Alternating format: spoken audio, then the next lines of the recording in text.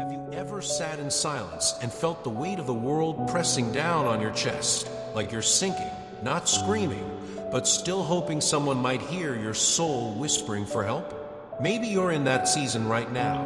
Maybe you've been carrying burdens too heavy for one person to bear, pain that no one sees, fears that don't sleep when the night comes, disappointments that stack up like unread letters in the drawer of your heart. If that's you, pause, breathe, because this message right now isn't random. It's not just another video on your screen. It's a whisper meant for you. My child, I am your God. He says, not with thunder, not with fire, but with stillness.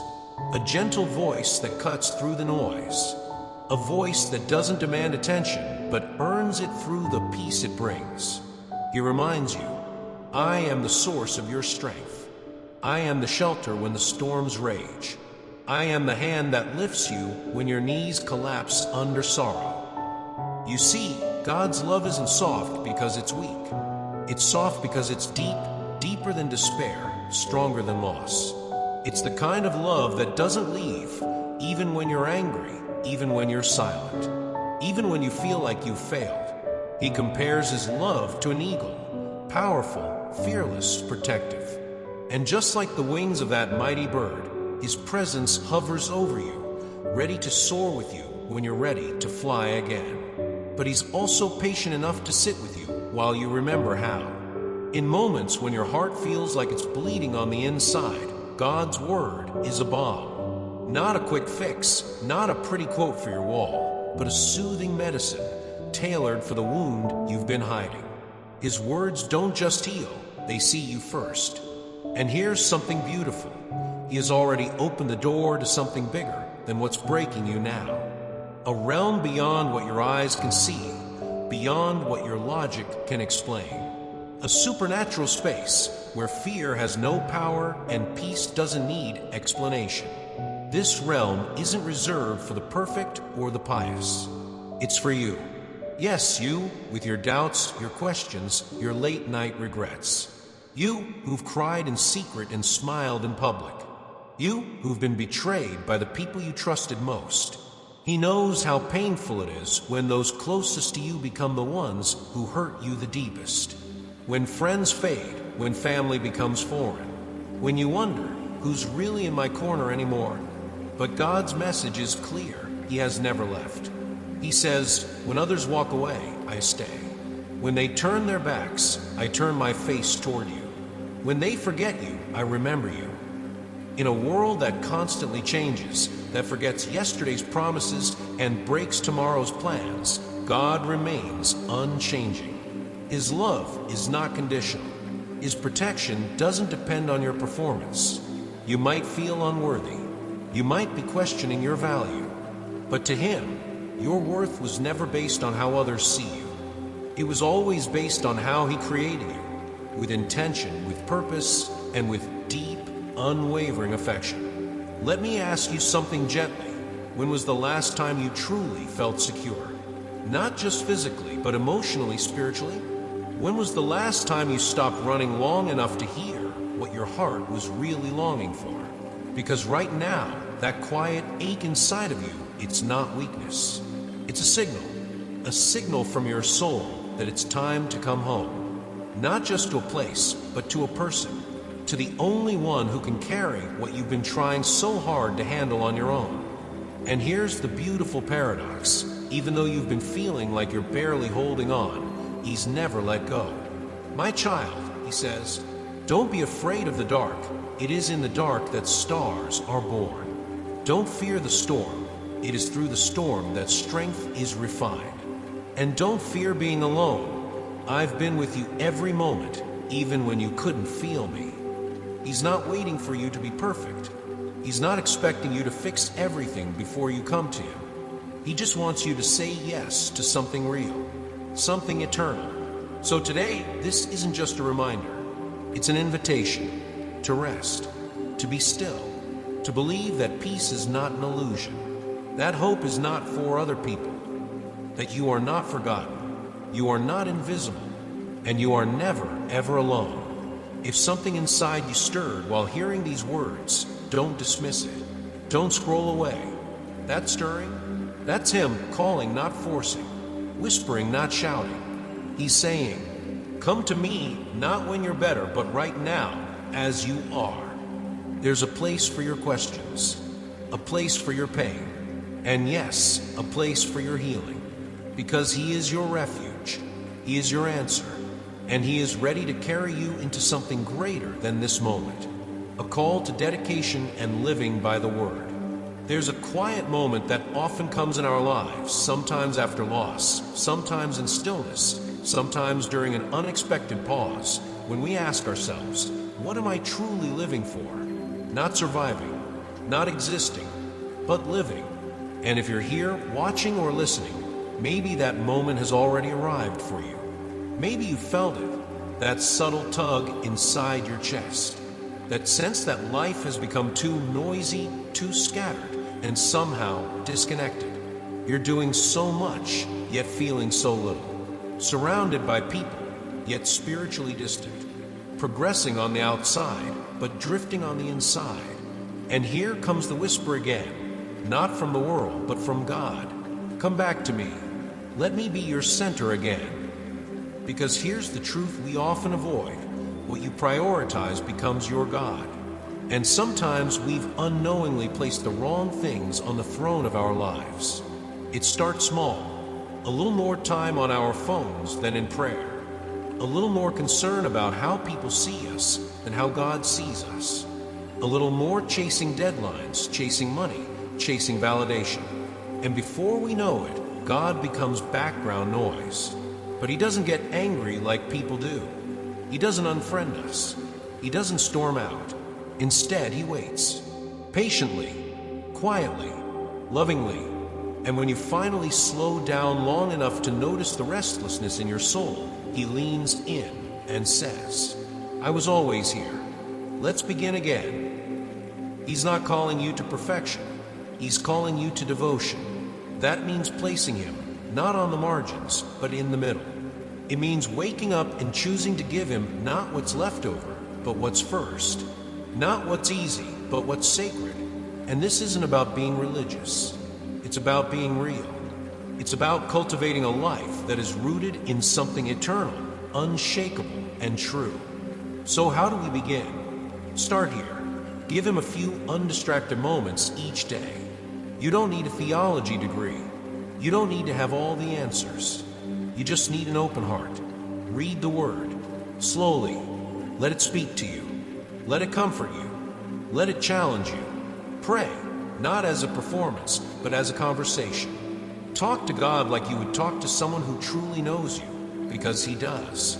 He knows the version of you that you hide, and he still chooses you. And then seek the wise, those who've walked through fire and still carry peace. Those who speak less, but say more. Those who've made God their compass, not their decoration. Sometimes we try to walk this journey alone. We think we can manage just fine without accountability, without guidance, without wisdom. But Scripture reminds us, in the multitude of counselors there is safety. So surround yourself with those who don't just cheer for your success, but intercede for your soul. And here's where it gets deeper. When you start walking with God daily, not just in crisis, but in calm, he doesn't just change your behavior. He changes your identity. He clothes you in something new. You begin to feel it, a sense of spiritual authority, not arrogance. A quiet boldness that doesn't need to shout to be heard. A confidence that's not based on credentials, but on calling. And suddenly, what once felt impossible becomes possible. You realize that your battles aren't just emotional, they're spiritual. That the anxiety, the fear, the shame, they aren't just feelings. They're forces that lose power the moment you start feeding your faith more than your fear. And that's what God wants to awaken in you, a spiritual resilience. A courage that doesn't fade under pressure. A joy that doesn't depend on your circumstances. A clarity that cuts through confusion. He's not interested in a checkbox Christianity.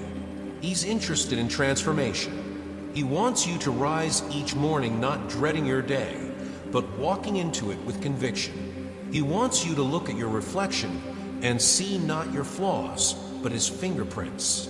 And he's given you everything you need, not just to survive, but to overcome. The Word becomes your armor. The Spirit becomes your guide. His promises become your foundation. But here's something few people say out loud.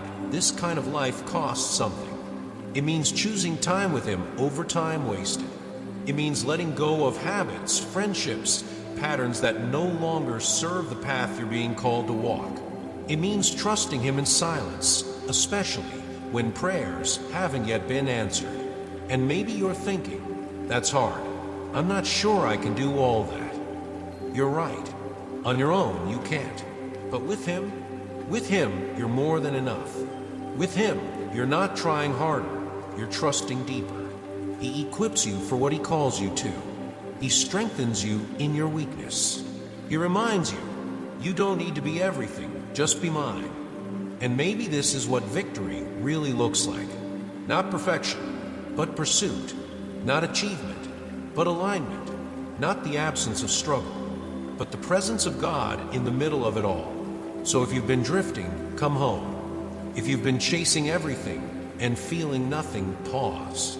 If you've been doing all the right things but feeling empty inside, listen. God is not just calling you to believe in him. He's calling you to walk with him, to build your life with him, to trust him when it's easy, and even more when it's not. You don't need to prove your worth to him. He already proved his love for you on a cross with outstretched arms and a heart that bled mercy. And now, he invites you to live from that love every single day. Let him be the first voice you hear in the morning. Let him be the lens through which you see your day. Let him be the filter through which you process your fears, your hopes, your plans. Because when God becomes your first, your center, everything else begins to make sense. Not because life gets easier, but because you're no longer walking it alone. Transformation of the soul and the opening of a new future. There comes a moment in every soul's journey where the storms don't stop, but something inside us changes, and suddenly we're no longer afraid of getting wet. Have you been there? Where the winds of life blow harder than you expected, where plans collapse, people disappear, bills pile up, silence lingers, and the questions come flooding in. God, are you still here? Do you still have a plan for me? Am I still on the right path? And the answer isn't always a booming voice from heaven. More often, it's a whisper, a reminder so quiet that you could miss it. Yes, I am here, and I'm not done with you. God never promised a storm-free life, but he did promise that he would be our anchor in the middle of it. And it's in these very storms that something remarkable happens. Transformation. Not the surface kind. Not the kind that's easy to post online or explain to others. But the deep kind. The kind that changes how you breathe, how you walk, how you think, how you see. You begin to understand that faith isn't about escaping the pain. It's about learning how to live inside of it without losing your peace. You realize that healing doesn't always look like a miracle that fixes everything overnight. Sometimes it looks like waking up with enough strength for one more day, one more step, one more breath, and that in itself is holy. God is not just in the resolution, he's in the process. He's shaping you, softening you, building resilience into your bones, and carving out purpose where there was once only pain. It's easy to believe in God when everything is going right, but the real transformation, that begins when things fall apart and you choose to believe anyway. When you're standing in the wreckage and still lifting your eyes. When you're heartbroken but still holding on to hope. When you've been betrayed, abandoned, dismissed, and yet you still dare to trust in divine goodness. That's not weakness. That's strength the world cannot understand. And here's the thing, God honors that. He doesn't let that kind of faith go unnoticed. In fact, it is in your brokenness that he does his most beautiful work. You may have scars on your body, your heart, your mind, but those scars are not signs of failure. They are signs of survival, of growth, of divine grace meeting human fragility and saying, you are still worthy. And no matter how broken you feel, you are never disqualified. Not by your past, not by your doubt, not by your current struggles, because the God who knows your worst still calls you by your best name, beloved. He's not looking for perfection. He's looking for permission to come into your mess, your chaos, your uncertainty, and to lead you out of it, step by step, day by day. So yes, the storm may have shaken your life, but it did not destroy you. And if you're still here, if you're still breathing, that means your story is still unfolding. And this next chapter, it's not about what you've lost. It's about what's waiting to be found. Because God is not just a God of survival, He is the God of restoration. He wants to rebuild the parts of you that you thought were gone for good. The dreams you buried, the joy you forgot, the peace you thought was for other people. He wants to take everything the world tried to use against you, every insult, every betrayal, every disappointment, and turn it into a foundation so solid you'll never be shaken the same way again. But He needs something from you first. Your willingness to stop holding on to what hurt you. Your willingness to stop giving power to people who broke you. Your willingness to believe that your best days aren't behind you, they're ahead.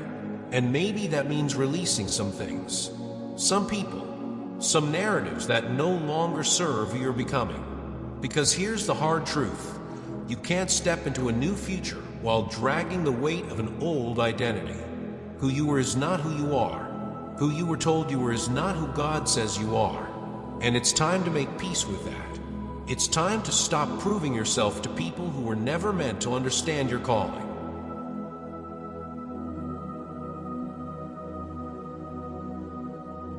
It's time to stop apologizing for growing, for healing, for becoming more like the person God created you to be.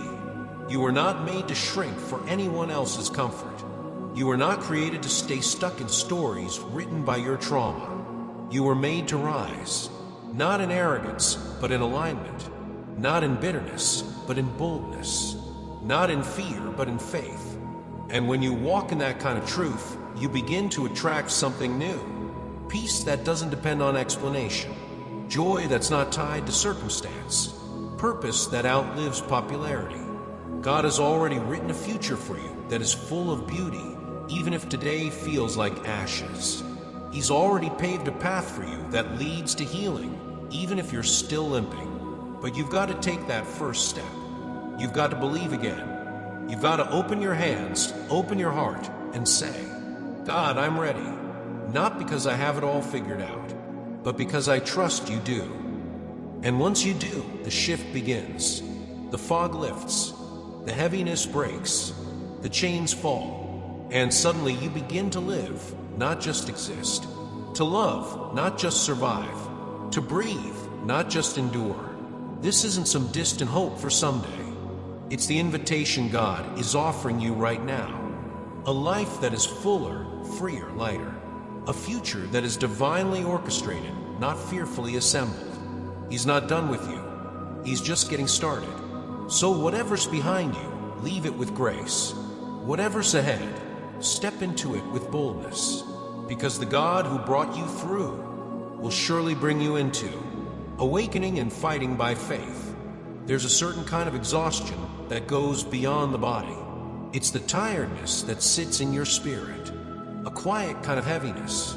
The kind you can't sleep off or solve with a weekend away. Maybe you felt it lately. The fog that settles in after too much worry. The ache that creeps in when your prayers seem unanswered. The tension of trying to be strong when all you want is to be held. It's okay to admit it. Even the strongest people get tired. Even the most faithful feel the weight of it all. But here's the truth we sometimes forget in that struggle. You were never meant to carry everything alone. God never called you to be your own savior. He didn't design you to battle life's storms without armor. And He certainly never expected you to overcome spiritual battles with human tools. Which is why this moment, this message, is a wake-up call. Not the kind that scolds or shames, but the kind that reaches gently into the fog and says, "Get up, my child." It's time to fight back, not with fear, but with faith. Because somewhere along the way, we've been taught that faith is passive, that it means waiting, enduring, hoping quietly in the corner. But that's not the full picture. Faith is also active. Faith moves. Faith speaks. Faith fights. And if no one has told you this lately, you are in a battle. Not against people, not against politics, but against the unseen things that want to steal your peace, your identity, your purpose. Things like doubt, shame, bitterness, hopelessness.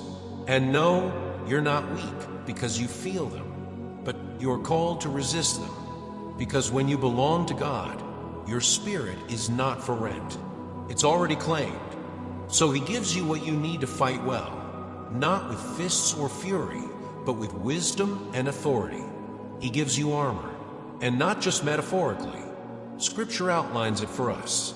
He tells us to put on the belt of truth, the breastplate of righteousness, the shoes of peace, the shield of faith, the helmet of salvation, and the sword of the Spirit. But what does that mean in real life? It means holding on to truth when the lies come whispering, "You're not enough." It means living with integrity, even when it's easier to cut corners. It means choosing peace, not drama, no matter who brings the chaos. It means raising your faith when your feelings are trying to bury it. It means protecting your mind with grace, not guilt. And it means speaking the word, God's promises, out loud, even when your voice shakes. This is what spiritual battle looks like. It's quiet sometimes, but it's powerful. And it begins the moment you stop believing the enemy's narrative about you and start believing God's. The enemy says you're too broken. God says you're chosen. The world says you're irrelevant. God says you're essential to His plan. Fear says you'll never make it. But faith says, "I already have the victory through Him who strengthens me." You see, God didn't call you weak. He didn't label you a burden. He didn't design you to shrink into silence. He calls you a warrior, not because you're fearless, but because you fight anyway. Not because you have it all together, but because you show up every day, trusting that He does. You were not made to live a small, fearful, apologetic life. You were made to shine, to lead, to love, to push back darkness by simply standing in the light. But that light won't shine unless you stop hiding. So let me ask you, who or what are you still allowing to dim your fire? Is it someone else's opinion? A voice from your past? The fear of failing again? Whatever it is, let it go. Because you can't be both full of fear and full of faith. You can't walk boldly into your future while clinging to every lie that tried to define your past. And if that sounds harsh, remember, this is a call to awakening, not condemnation. God isn't yelling at you. He's standing beside you, whispering, "You are not weak. You are mine. You were made for more. And this is the moment to rise." But rising isn't just about feeling inspired. It's about choosing your response every day. When anxiety knocks, do you answer with worry or with worship? When bitterness creeps in, do you nurture it or forgive and move forward? When setbacks come, do you sink or do you remind yourself, this isn't the end of my story? This is spiritual warfare in everyday life. And the victory doesn't always look like noise and triumph. Sometimes it looks like stillness, like choosing peace, like not reacting, like smiling through tears. Let me say this plainly, you don't have to feel strong to be strong. Some of the most powerful spiritual victories happen while you're crying on your bathroom floor, whispering, "God, I trust you anyway." Because faith isn't a feeling, it's a decision. A choice to stand, a choice to speak life, a choice to believe when it's easier to doubt. And yes, the battle can be lonely, but you're never fighting alone. Heaven fights with you. God walks before you. His Spirit empowers you from within. So don't give the enemy your silence. Don't give him your sleep. Don't give him your mind, your hope, or your identity. Take it back. Not with force, but with faith. Not with anger, but with alignment. Every time you speak life instead of death, you win. Every time you forgive instead of hate, you win. Every time you rise instead of retreat, you win. Because this isn't about perfection. It's about persistence. It's about waking up every day and saying, I may be tired, but I'm still here. I may be bruised, but I'm still chosen. I may be in battle, but I'm still blessed. And if you're still wondering whether this fight is worth it, let me remind you, you are fighting for your future. You are fighting for your freedom. You are fighting for your family, your peace, your purpose. And most of all, you're fighting with a God who's already promised the victory. So put on your armor, not in fear, but in faith. Speak truth over your life, not because it's easy, but because it's powerful. And step boldly into the battlefield of today, knowing this. You have already been equipped, you have already been called, and you have already been claimed. So fight, not just to win, but because you were born for this. Affirming the blessing that is coming. There's something sacred about waiting. Not the kind of waiting where you're counting minutes at the bus stop or stuck in traffic, but the deeper kind, the spiritual kind. The kind of waiting where your soul leans forward with hope, even when your circumstances are pulling you backward. If you've ever been there, you know it's not easy. Waiting for healing, waiting for answers, waiting for things to turn around when everything still feels stuck. And it's in that place between the promise and the fulfillment where your faith is tested most. But here's what I want you to hear today. Just because you haven't seen the blessing yet, doesn't mean it isn't coming. God doesn't make empty promises. When He said He would redeem you, restore you, and bless you beyond what you imagined, He meant it.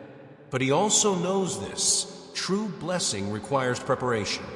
That's why you've walked through storms that didn't make sense. That's why some doors closed even when you were sure they were right. That's why certain people had to walk away, not because they weren't good, but because they weren't meant to go where He's taking you next. See, God doesn't just give blessings. He prepares you to carry them well. And that's what this season might have been all about. It's not punishment. It's preparation. It's not delay. It's development.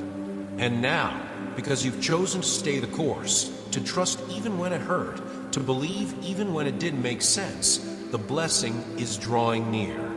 Not just any blessing, but a healing that reaches deeper than pain. A peace that silences even the oldest anxiety. A restoration that doesn't just patch the wound, but makes it brand new. Because this is what grace does. It doesn't simply repair, it recreates. And here's the most beautiful part. You don't have to earn it. You don't need to beg God to be good. He's already good. You don't need to prove your worth. You've already been deemed worthy through the price Jesus paid. The cross was not just a symbol of suffering, it was the receipt of your redemption. Everything that tried to condemn you, your past, your failures, your shame, was already paid for, which means you're no longer a prisoner to guilt, no longer held back by what was, no longer defined by what broke you. You've been freed for a reason, freed to live, freed to rise, freed to walk into the blessing that's been chasing you. And yes, it has been chasing you, even in the silence, even in the setback, even in the moments when you thought God had gone quiet, because sometimes His greatest work is done underground, in the roots, in the places we can't see. But now the season is shifting. It's time to lift your head, not in arrogance, but in awareness, because the blessing coming to you isn't shallow. It's not a temporary thrill. It's not material wealth without meaning. It's deep. It's holy.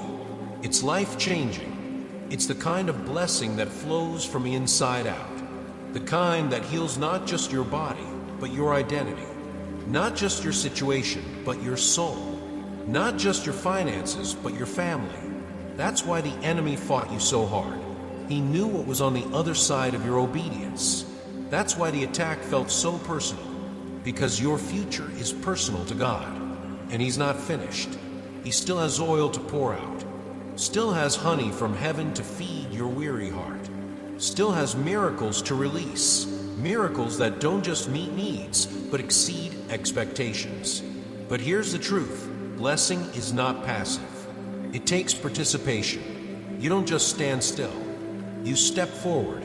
You show up each day expecting, not out of entitlement, but out of alignment with His Word. You walk by faith. You speak with conviction. You trust the promise even before you see it fulfilled. Because faith is not fantasy.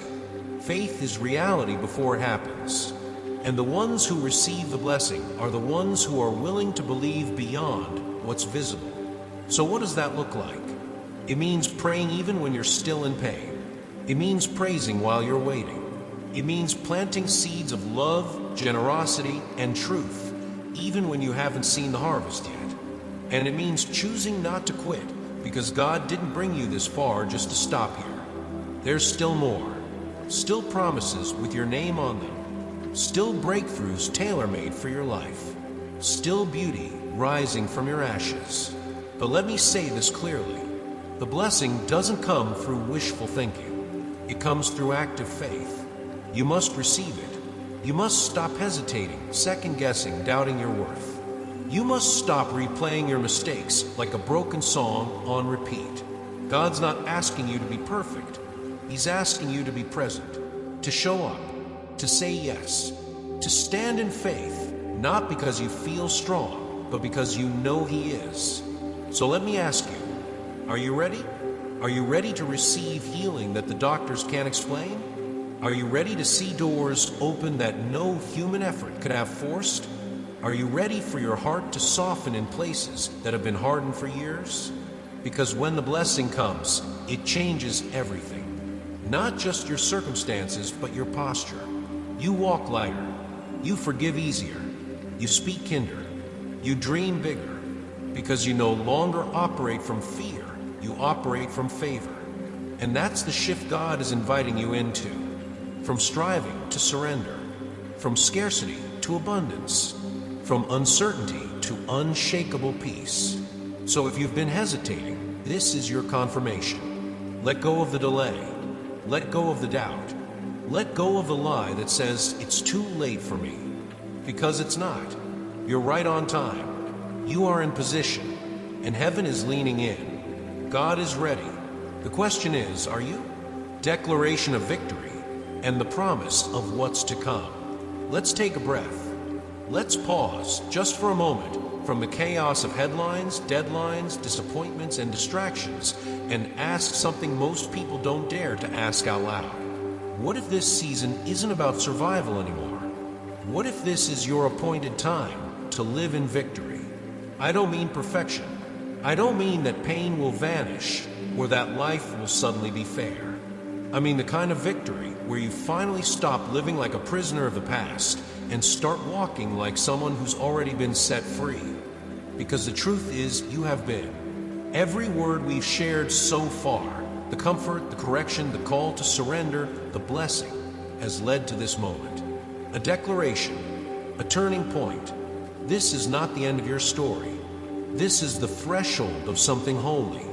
But in order to step into what's next, you must choose to believe one thing first. You were born for more. Not just more success, more stuff, or more applause, but more impact, more clarity, more spiritual depth, more of God's presence in your everyday life. And if that stirs something in you, it's not random. It's divine timing. Because now more than ever, this world needs people who aren't just surviving, but thriving in truth. People who know who they are. People who live with purpose. People who raise up the next generation, not in fear, but in faith. And that starts with you. You may not think of yourself as a leader. You may not feel qualified. You may have been through seasons that left you wondering if God still had use for someone like you. But hear me, God never wastes a surrendered life. Your wounds, they've become wisdom. Your detours, they've turned into discernment. Your brokenness, it's made room for breakthrough. And now it's your turn, not just to receive, but to raise up, to pour what you've been given into the people around you, your children, your community, your circle. Because the legacy you leave won't be in the trophies or the titles. It'll be in the truth you lived out loud.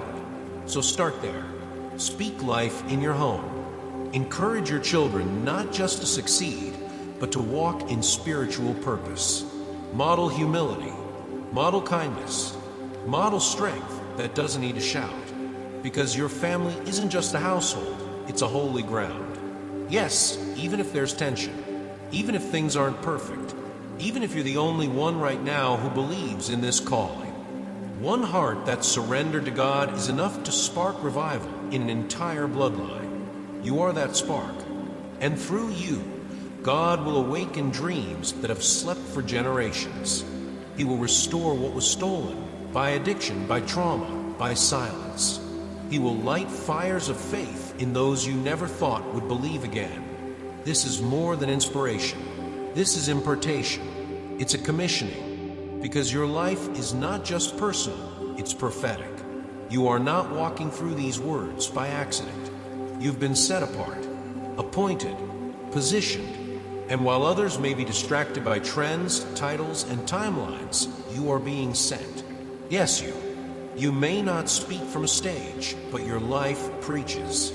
You may never write a book, but your story is living proof.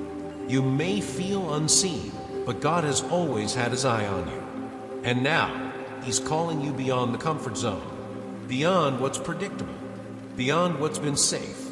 Because there are people in this world, maybe even in your own household, whose breakthrough is connected to your obedience. And it won't look like what you imagined. It might be in a conversation, a word of encouragement, a prayer whispered when no one's watching, a quiet act of faith when the world expected you to break. You're not called to change everything overnight. You're called to plant seeds and let God bring the harvest. And as you do, expect miracles. Yes, real ones. Not just metaphorical healing, but healing that manifests. Not just emotional peace, but provision that meets real needs. Not just spiritual insight, but doors opening in ways that defy logic. God is not just sending you out. He's going with you. He's going before you. And he's placing his favor around you like a shield. But here's the part many people miss. Victory requires partnership. You have to move when he says move. You have to speak when he prompts your heart. You have to trust that even if it doesn't make sense to you, it makes perfect sense to him. This year, this very season, isn't just another lap around the sun. It's a supernatural moment, a divine window, a set time where heaven intersects earth and releases acceleration over those who are willing to believe boldly. Not cautiously, not half-heartedly, boldly. So I'll ask you plainly, are you still doubting or are you ready? Ready to stop shrinking? Ready to stop rehearsing old regrets? Ready to stop giving the best of your energy to what no longer feeds your soul? Because the truth is, you're not who you were. You've grown, you've endured, you've been refined in fire, and you've come out with eyes that see clearer and a heart that beats steadier. You don't owe the past another explanation. You owe your future a full commitment. This is your season of victory, a time of harvest, a time of redemption, a time when your private prayers become public testimony.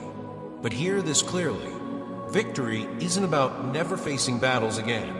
It's about learning how to stand in the middle of the battle and know you are not alone. And not only that, but you are equipped. You are covered. You are chosen. You are beloved. So walk forward, not with arrogance, but with authority. Declare his promises. Speak life, even when the world offers fear. Show grace, even when bitterness would be easier.